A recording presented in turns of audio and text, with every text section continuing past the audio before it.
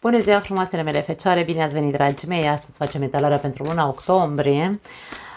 Pentru toți cei care aveți soare, luna, ascendent sau Venus în fecioară. În același timp, ca întotdeauna, vă recomand să vedeți etalarea unde voi aveți Venus, luna sau ascendentul pentru a completa cât mai bine această etalare. Începem, deschidem această etalare generală, să nu uităm, va fi o etalare generală cu 3 mesaje oracol. Să vedem care sunt cele mai importante mesaje pentru luna octombrie. Pentru voi, fecioarele mele frumoase și feciori, că nu v-am mai zis de mult așa. Începem. Primii pași. Începi ceva nou, un nou drum pentru unii dintre voi. Ai un mare da aici, da? Universul e lângă tine, Doamne, Doamne e acolo și aici avem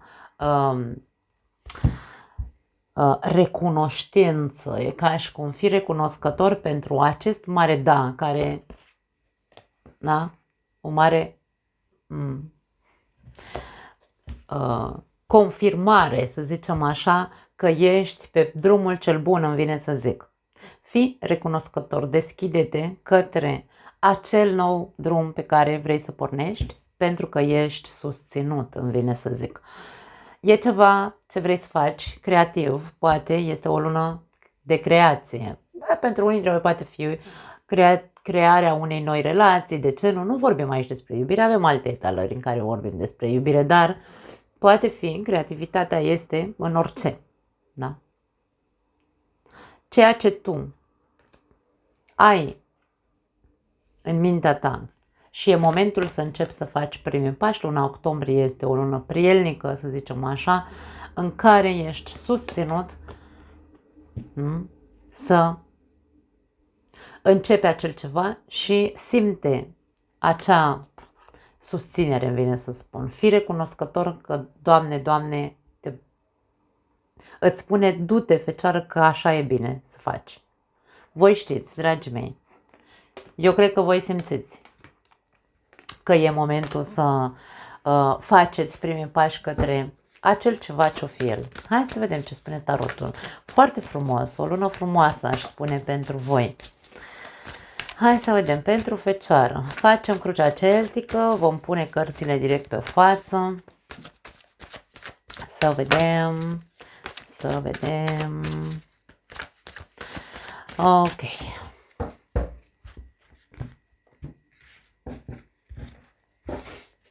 Prima carte, situația. Avem forța.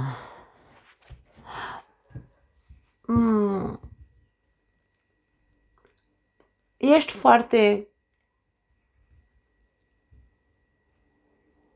controlat, îmi vine să spun, sau controlezi foarte bine acea situație. Ai foarte mare putere, ai foarte mare voință, vedem aici, da?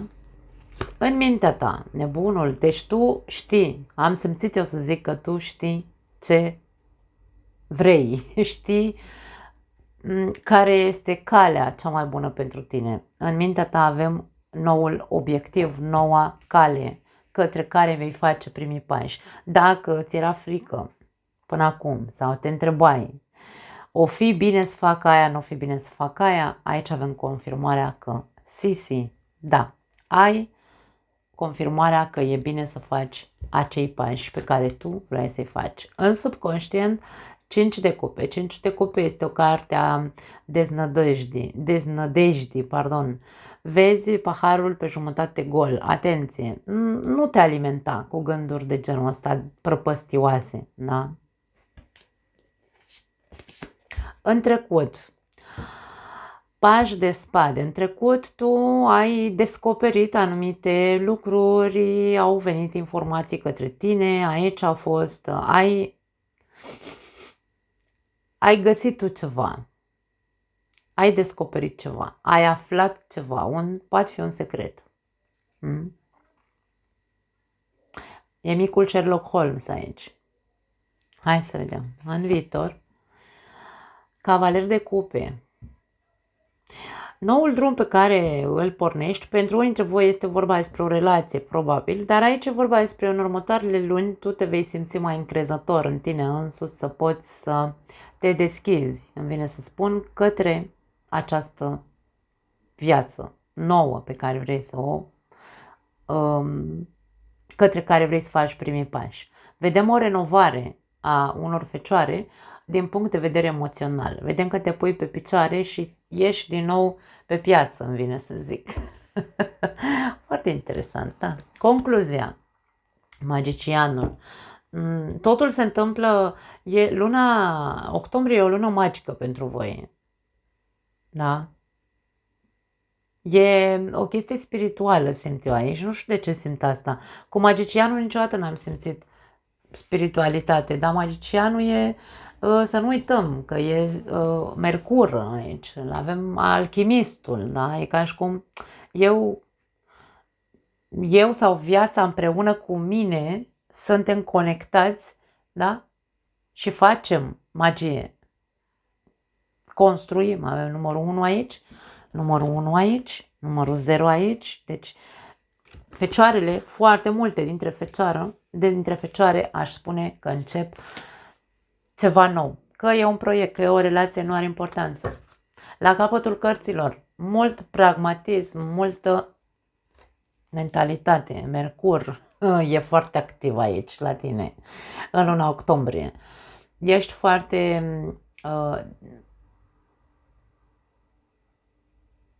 ai voința asta foarte mare, dar în același timp mintea ta este foarte clară. E ca și cum tu știi, ca la carte. Fecioara are nevoie să știe ca la carte care e următorul pas pe care să-l facă. Te văd într-o energie extraordinar de bună. Hai să vedem. Care e treaba cu voința asta aici, cu forța? Care este că controlezi foarte bine noul drum, noua situație. Ok. Control, mult control. Eu aș spune să încerci să nu controlezi atât de mult. Da, e foarte bine să ai voință, dar când avem voință suntem deschiși. Dar tu aici nu te văd încă pregătit să te deschizi. Aici ca și cum ți se spune, dacă situația este una care te impulsează și îți spune hai că tu poți, da? Aici hai că poți. E nevoie doar de voință, e nevoie doar de a ieși din zona de confort, e nevoie doar de a te deschide, pur și simplu. Nu încerca să controlezi tu destinul. Destinul ni-l putem face singuri, dar nu ni-l putem face din poziție de control. Da? Ne simțim așa foarte, ego-ul nostru ne zice tu poți să încă nasul, mă bucur. Ego-ul nostru ne zice că noi putem să facem anumiți pași într-un fel și nu ne lasă să vedem că există probabil și alte căi, alte opțiuni. Da? De aia nu-ți lăsa ego să te domine și să zică fă doar așa, da? Cum știi tu. Nu. Hai să vedem încă o carte aici. Aș spune să te deschizi, au mai sărit 2. 6 de monede și asul de cupe. Deci, orice ar fi acest nou drum, pentru că aici avem un nou început pentru tine, da? Un nou început care implică satisfacție emoțională, fericire și așa mai departe, da? Pentru fiecare dintre voi e diferit acest nou drum. Ca tu să ajungi la această satisfacție și la această liniște, ca și cum echilibru emoțional, liniște emoțională, așezat, mă simt așezat, mă simt bine, viața pe care vreau să, drumul pe care vreau să îl pornesc acum, primii pași pe care vreau să-i fac, sunt pentru ca eu să mă pun pe picioare, să fiu fericit și așa mai departe, să încep o viață nouă în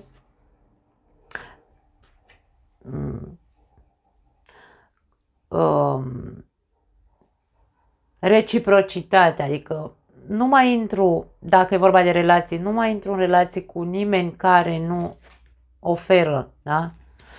Și aici e vorba despre asta, dar e vorba despre hai că poți, fecioară, haide, deschide-te, dă-ți voie ca să vezi că se întâmplă miracolul până la urmă, da?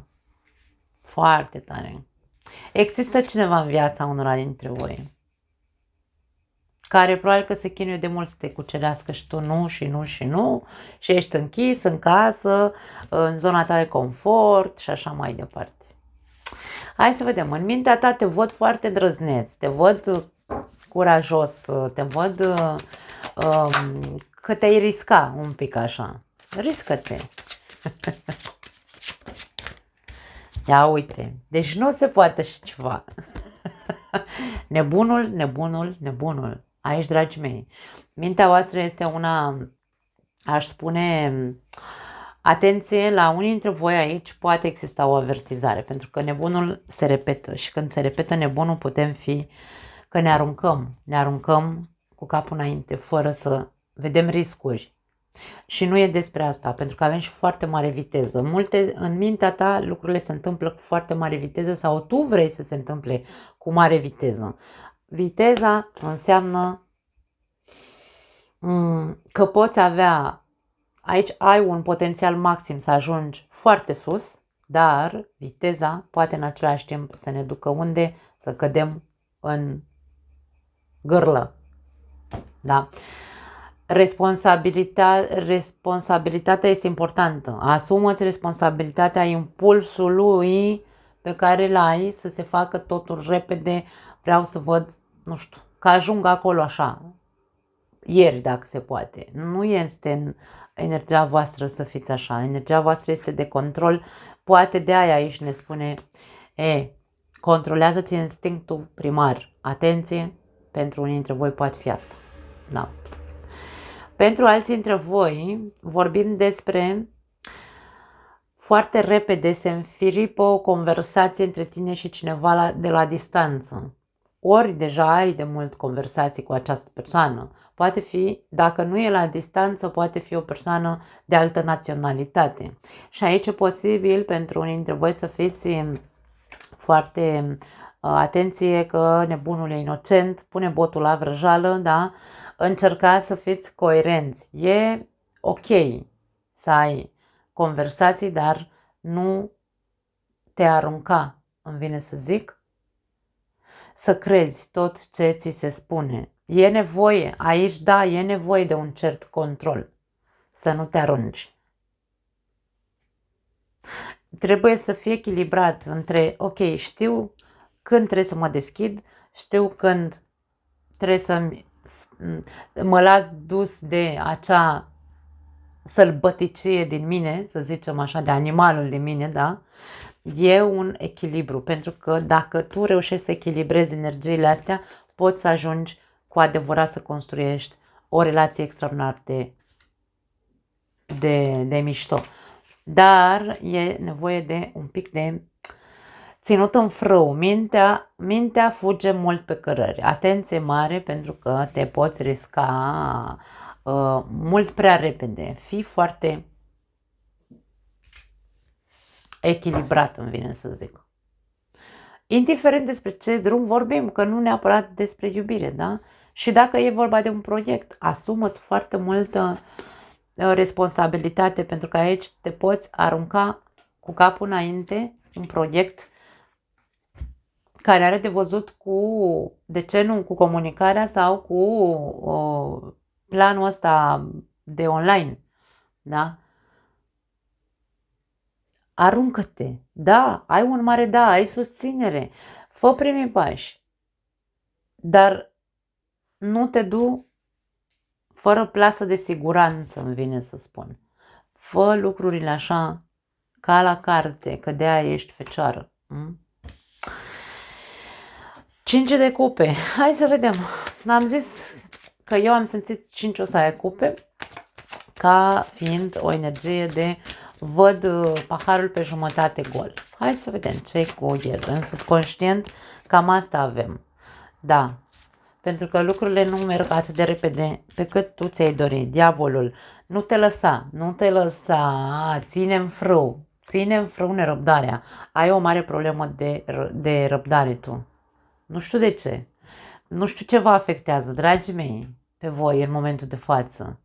Nici nu mai știu ce avem în tranzit în Fecioară în momentul de față. Nu cred că avem, în afară de Venus cred că încă mai e în Fecioară și asta vă poate face să deveniți foarte așa ca nebunul, da? Să vă aruncați. Mai ales când e vorba de... Dar nu are importanță pentru că Venus guvernează Taurul și Balanța și aici putem să vorbim inclusiv despre o nouă relație care te obsedează pe tine și vrei așa pe repede înainte sau un proiecte, pentru că Taurul e, da, poate fi.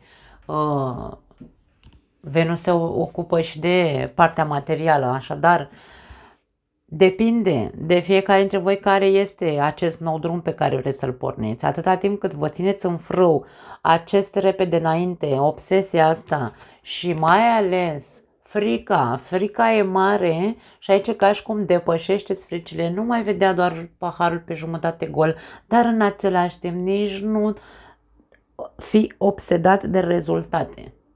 Să nu vrei să ai rezultatele de pe o zi pe alta. Asta vrea să ne spună combinația asta. Pentru că în subconștientul tău există această frică de eșec, există această frică de a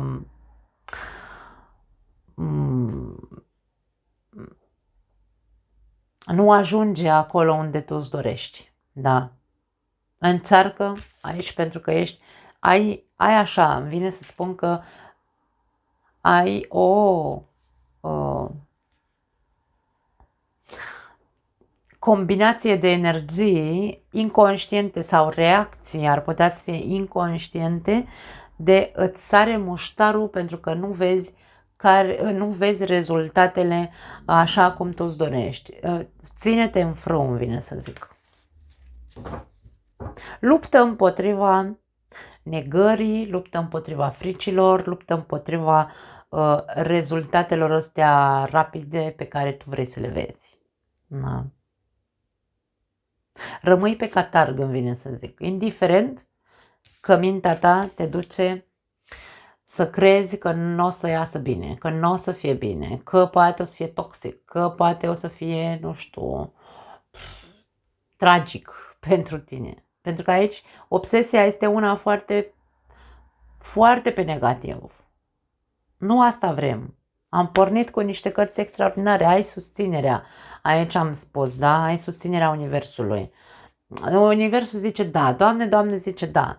Du-te că ești pe drumul cel bun. Fii recunoscător pentru ce ți se dă. E posibil pentru unii dintre voi rezultatele voastre să nu fie unele așa cum voi vă doriți din start, da? Și să încercați să faceți tot posibilul să ajungeți la acele rezultate și aici poate că o să primești mai puțin. 4 de monede este o carte a avariției, să zicem. E ca și cum Dumnezeu sau Universul nu e atât de generos încât să zică ia de aici, îți cade 5.000 de euro în cap în secunda 2. Nu e vorba despre asta. E vorba despre stai. Încet, încet. Încet, încet. Când eu o să te văd că tu te implici într-un mod echilibrat în acest proiect, în care să fie cu corectitudine aici, tu n-ai cum să faci ceva, să ceri rezultate pe ceva ce nu faci într-un mod moderat, că poate faci acum, poate faci foarte mult deodată, atenție mare, faci, nu știu, așa, cu foarte mult exaltant, ești foarte exaltat sau excitat și zici gata. Acum fac, uite, cum e în cazul meu, de exemplu, fac 15 videouri astăzi și după aia mă așez așa frumos pe pat și vreau doar să văd rezultate. Nu, e vorba despre a face constant, a face... Ca tu să vezi rezultate trebuie să faci constant, nu e vorba de asta, pur și simplu a face totul grămadă și după aia să stai o săptămână degeaba, da. Și după aia te enervezi și te apucă draci aici că nu ai rezultate. Da, îmi cer scuze, am gura slobodă. Ok, hai să vedem ce ai descoperit tu aici în trecut. Cu pajul ăsta Sherlock Holmes, 9 de monede. Te-ai descoperit pe tine, vine să spun. Ai început să vezi în tine că, Doamne, da, și eu pot să fiu o persoană independentă, pe picioarele mele, n-am nevoie de nimeni, da? Ai conștientizat, ai descoperit cumva în tine aceste aspecte. Fii atent, 9 de monede, 9 de cupe și îndrăgostiți. E ca și cum ți-ai cunoscut în sfârșit valoarea sau ți-ai descoperit valoarea și de acolo ai început să iei decizii și ai zis ok, vreau aia, vreau să pornesc o altă relație, altă cale, altă afacere, altă ce știu eu. Ai început să iei decizii din momentul în care 3 luni de zile, probabil, pentru unii dintre voi. Pentru alții dintre voi poate fi de la 3 la 9 luni, ultimile, între 3 și 9 luni de zile, v-ați descoperit o putere personală care va, să zicem așa, v-a ghidat către a ști ce alegeri să faceți în viață, cumva de acum înainte. Și de aia te văd pe poziție de voință, deci tu voință ai, doar că nu știi cum să fie echilibrată situația, pentru că ești între două energii total diferite, energia nebunului și energia aici diavolul cu 5 de cupe, da? Atenție, aici învață, wow! Un alt mesaj pentru alții, mai ai de învățat, ți se spune. Culege informații, vorbește cu persoane care au pornit de la zero, care au riscat ceva. Vorbește, comunică, e o carte a comunicării și în același timp a învățării aici. Da? Trebuie să învățăm cum să vorbim și nu cum să vorbim, cum să transmitem, pentru că comunicarea este atât verbală, adică învățăm, asimilăm și apoi dăm altora, da? Pentru că e o carte a comunicării, transmitem niște mesaje. Nu putem să transmitem mesaje haotice, așa, ca nebunul. Trebuie să învățăm să transmitem mesajele într-un mod în care să ajungă la cât mai multe persoane sau cât mai departe. Dacă e vorba despre un proiect de genul comunicațional, da? Sau comunicativ. În fine, mă înțelegeți. Cavaler de cupe. Hai să vedem ce-i cu el. Poți fi tu, poate fi o altă persoană. Spânzuratul și 2 de bâte. Dacă vorbim despre iubire pentru unii dintre voi, așa cum am spus, există cineva în viața voastră care se chinuie de foarte multe luni, probabil să te cucerească și tu nu și nu, cum am zis mai devreme, și va insista, această persoană nu va dispărea, doar că probabil își va lua așa o mică pauză ca să-și facă altă strategie, alte planuri. Îți va arăta o altă fațetă, îmi vine să zic, această persoană. Pentru alții dintre voi, dacă este vorba despre voi, că veți fi mai deschiși din punct de vedere emoțional,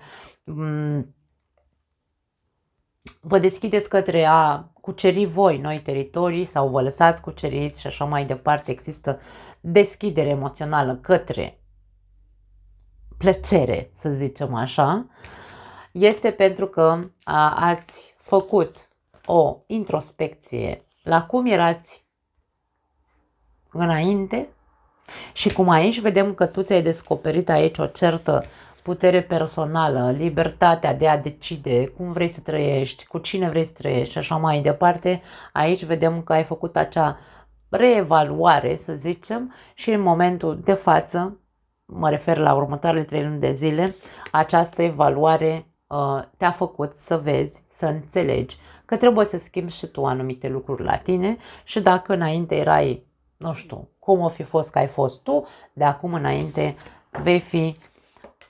îți vei schimba mentalitatea și te vei lăsa condus către frumos, către plăcere. Da. Foarte frumos. Și ne aduce aici concluzia magicianul. Hai să vedem.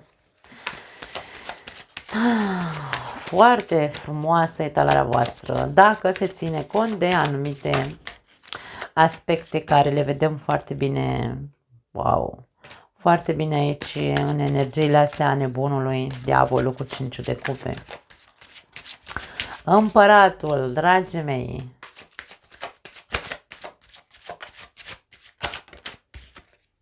Și Marea Preoteasă. Atenție mare! Magicianul cu Marea Preoteasă e o combinație care trebuie ținută foarte bine sub control. Împăratul a vrut să iasă ca să ne arate faptul că ai un potențial imens aici cu magicianul. Un potențial imens să-ți construiești drumul, viața, afacerea, relația, nu știu, ce vrei tu, acest nou drum. Ai toate șansele să-l construiești într-o manieră magnifică sau minunată, nici nu știu dacă magnifică există, da, cred că există în românește, îmi sună ceva așa. Dar intenția, atenție, intenția să nu fie de manipulare.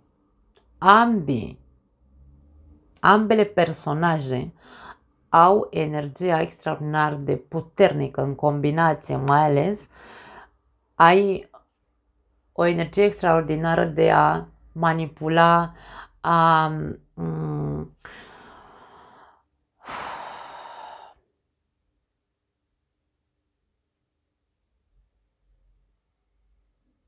a păcăli, dacă vrei,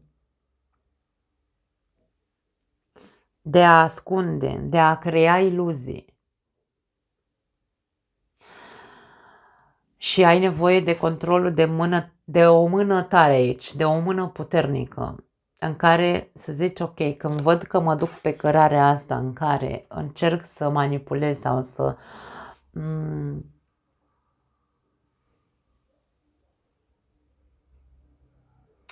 fac mișmașuri, poate fi, pentru a ajunge unde vreau eu, pentru că eu unde vreau să ajung e să fiu cineva aici, e clar.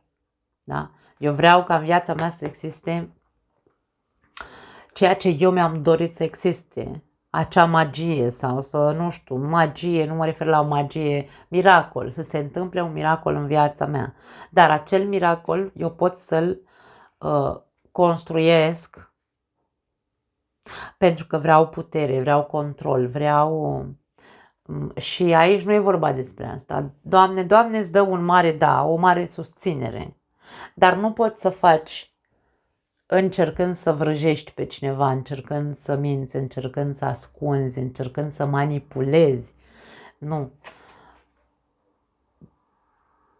Bagă-ți mințile în cap și când simți energia asta, controlează-o. E foarte puternică această energie. Vreau să dau un exemplu ca să ne înțelegem. Vrei un proiect, ai un proiect, da? Vrei să faci aici tu ceva, ai un plan al tău, poate avea legătură, cum am zis, cu comunicarea și așa mai departe, te arunci ca nebunul cu capul înainte, ți-e frică în același timp, dar crezi în tine. Crezi. Te deschizi, vrei să fie bine, poate îți schimbi și mentalitatea între timp, să vezi cam cum poți să faci lucrurile. Ambiția este una foarte mare și îți dorești să ajungi să faci, după cum am zis, miracole. Poți face, dacă e vorba despre un proiect comunicativ sau comunicațional, poți face aici să ai o vrăjală în tine de îi astupi pe toți. Dacă intenția ta e să construiești ca tu să ai putere, control asupra minții celorlalți, aici avem... e grea energia asta. Atenție mare! Care e intenția? Că dacă e de construcție, trebuie să fie o construcție pe pozitiv. Marea Preoteasă poate să fie manipulatoare de minte, Mercur, poți manipula mintea persoanelor, dar să o faci pe pozitiv. Ea poate să o facă atât pe pozitiv cât și pe negativ. Depinde ce faci, de aia spun, controlează și vezi când te duci pe cărări de a manipula, să-i minți pe ceilalți, da? Să-i faci, să-i orbești. Asta era cuvântul, da? Îi orbești, îi păcălești, îi felaierești, cum vrea mușchiul tău. Nu e vorba despre asta, e vorba de a toată puterea, pentru că vei avea o putere extraordinar de mare de a face atât bine cât și rău, într-un mod foarte coerent. Deci tu ești cel care e stăpânul, tu ești stăpânul pentru a-ți stăpâni impulsurile și când simți că te duci pe cărarea de a face rău, ia-te din nou înapoi și fă bine. Transmite ce ai de transmis pentru a face bine, nu pentru a manipula. Asta este ceea ce eu simt aici să-ți transmit. Da. E recunoștință dacă Dumnezeu sau Universul, zi cum vrei tu, ți-a dat un har, pentru că poate să fie aici pentru unii dintre voi un mare har. Fii recunoscător pentru că îți deschide multe uși acel har, poți faci primii pași către acel proiect sau ce-o fi el, da? Dar fă-o pentru a face bine, fă-o pentru a mulțumește lui Dumnezeu că te-a înzestrat cu harul ăsta, nu pentru a câștiga putere și a putea să-i domini pe ceilalți. Nu. Aici e magie multă. Atenție, dacă unii dintre voi sunteți băgați în lumea științelor oculte, mare grijă ce vreți să faceți cu ele, pentru că această combinație, dacă este, hai să spunem așa, canalizată puterea cu care ești înzestrat către a-i controla, atenție, avem și diavolul prezent în această etalare, pentru a-i manipula și pentru a-i avea la degetul mic de la picioare pe ceilalți, e greșit. Doamne, Doamne, probabil că îți va întoarce spatele și îți va lua acest har. Mare atenție! Dacă vorbim de o relație, că intri într-o relație cu această persoană care se tot chinuie să te cucerească din nou, nu încerca să-ți exerciți puterea de manipulare emoțională, mentală și să-l faci de cap pe omul ăla. Nu. Dă-ți voie să-ți manifesti o nouă viață lângă o persoană matură, înțeleaptă, care vrea să construiască lângă tine. Da. Nu încerca să-l manipulezi sau, nu știu, sau să manipulezi intențiile tale în legătură cu această relație sau această persoană. Atenție! Forța de manipulare este foarte mare. Și de aia spun că împăratul n-a ieșit degeaba. Împăratul trebuie să controleze aceste energii de foarte multe ori inconștiente în noi. Mare atenție, dragii mei, capul pe umeri, bine mobilat, pentru că sunteți într-o energie foarte potentă în această lună octombrie. Nu mai am altceva. Vă pup, mi-a plăcut foarte tare etalarea. Ne vedem, dragii mei, în curând. Ceau!